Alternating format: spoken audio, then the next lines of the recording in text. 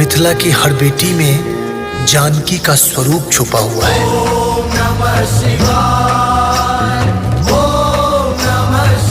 मैथिली के बियाह यही लगन में हेतै। ये कौन तरीका छे बियाह के? मैं बाप और कन्या सबके संग जबरदस्ती खा गेली हमरा बेटा के टाइम।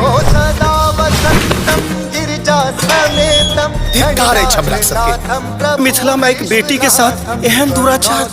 मैथिली के दोसर विवाह करवा कर अब और प्रताड़ना नहीं सह सके छी हम निर्णय ल चुके छी। हम विवाह करब तो सिर्फ मैथिली से। अगर ककरो मृत्यु होई छे ने तो ओकर जिम्मेदार पूरा समाज होई छे।